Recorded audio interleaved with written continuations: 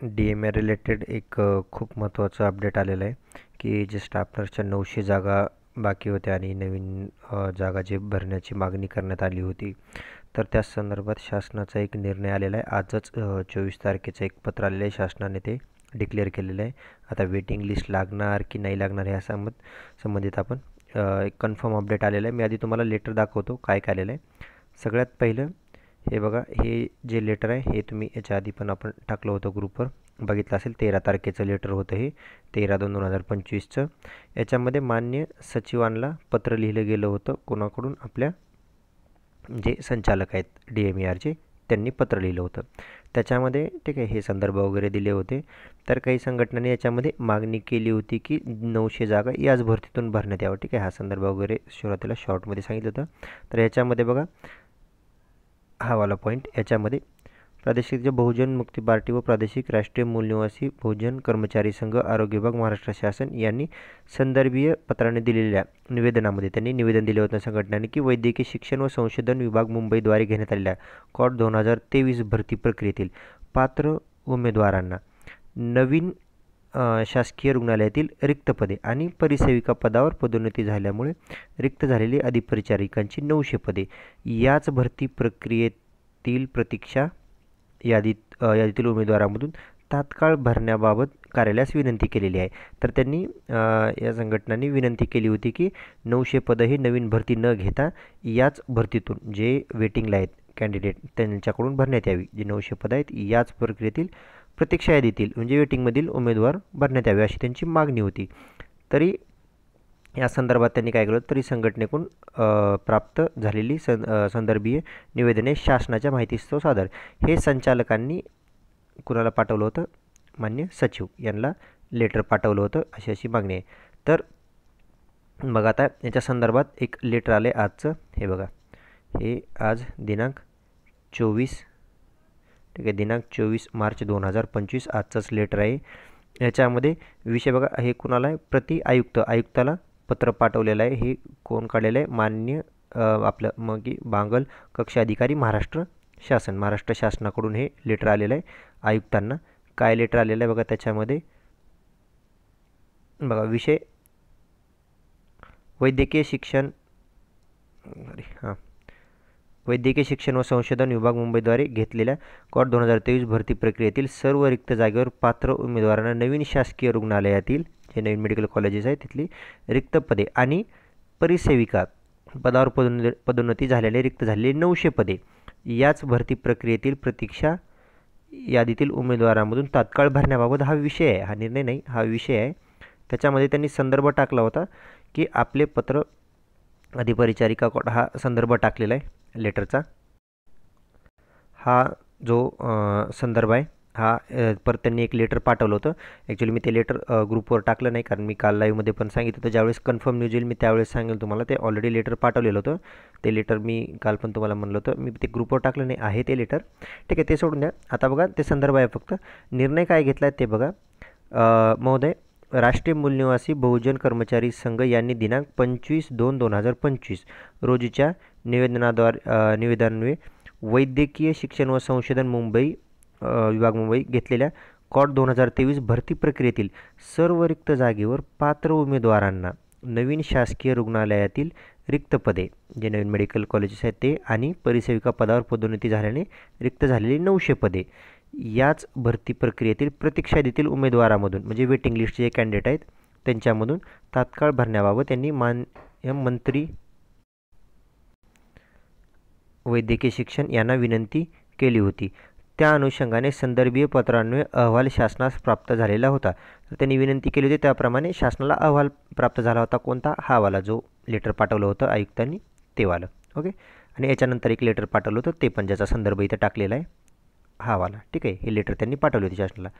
सदर प्रकरणी बघा, तर आता इथून पुढे निर्णय काय घेतला त्यांनी. सदर प्रकरणी सामान्य प्रशासन विभागाचे अभिप्राय घेण्यात, सामान्य प्रशासन विभाग म्हणजे आपले ॲडमिनिस्ट्रेटिव्ह डिपार्टमेंटचे GADचं अभिप्राय घेण्यात आले असून याबाबत सामान्य प्रशासन विभागाने खालीलप्रमाणे अभिप्राय कायम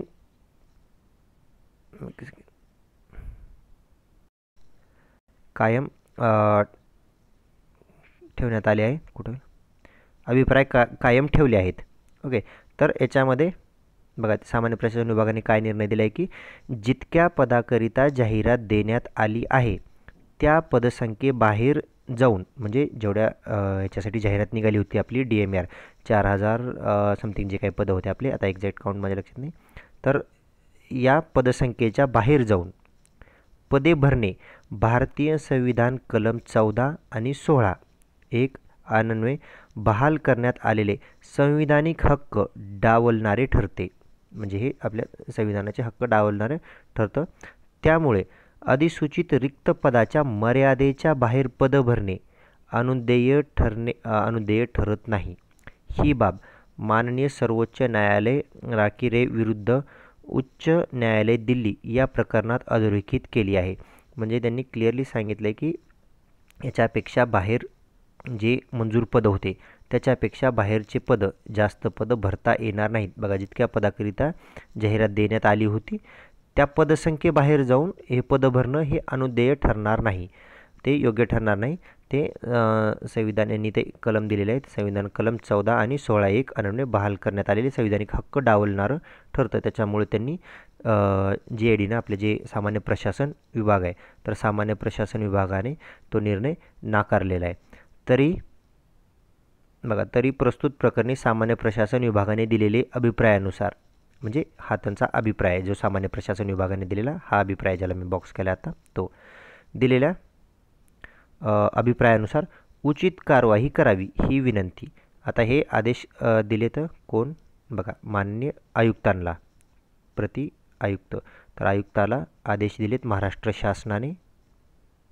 हे महाराष्ट्र शासनाने आयुक्तांना आदेश दिलेत की सामान्य प्रशासन विभागाने त्यांचे अभिप्राय दिलेत आणि हा ह्यांचा सामान्य प्रशासन विभागाचा अभिप्राय हा आहे की याच्यापेक्षा जास्त पदे भरता येणार नाहीत.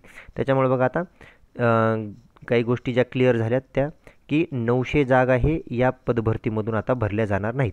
त्याच्यामुळं आता जे कोणी कॅन्डिडेट वेट करत आहेत की वेटिंग लिस्ट लागेल का, जे क्वेश्चन विचारत होते की सर DMRची वेटिंग लिस्ट लागेल का, DMRची वेटिंग लिस्ट लागेल का, तर आता याच्यामध्ये ह्यांनी क्लिअरली सामान्य प्रशासन विभागाने सांगितले की तशा जागा भरता येणार नाहीत, ते संविधानाच्या बाहेर जाऊन भरता येणार नाहीत.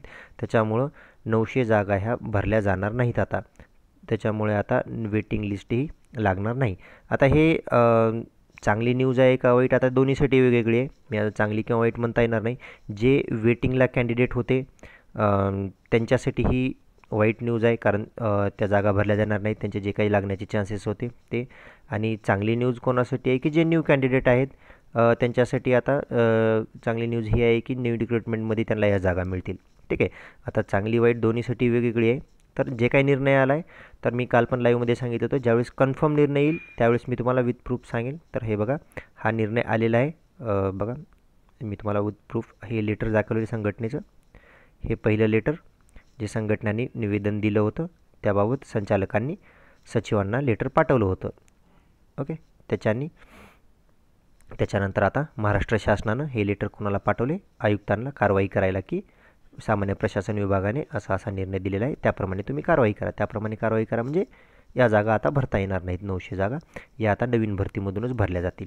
ओके, तर हा आता पॉईंट क्लिअर झाला असेल सर्वांचा की 900 जागा आणि वेटिंग लिस्ट आता नाही लागणार DMRची. तर जे कोणी मी सांगितलं होतं ते व्यापक नोटीस जे आली होती त्यावेळेस मी सांगितलं होतं की एका डिपार्टमेंटची आली म्हणून दुसऱ्याचं लॉजिक नका लावू तुम्ही. त्यावेळेस पण म्हणलं होतं की कन्फर्म येऊ द्या. तर कन्फर्म हे आता लेटर आलेलं आहे, तर याच्यावरून आता लवकरच व्यापक नोटीस येऊ शकते स्टाफ नर्सची पण. ठीक आहे, चला, याच्या व्यतिरिक्त काही डाऊट्स असतील तर डिस्क्रिप्शनमध्ये लिंक आहे ग्रुपची, तिथं तुम्ही जॉईन करून विचारू शकता जर काही डाऊट असेल तर याच्या व्यतिरिक्त.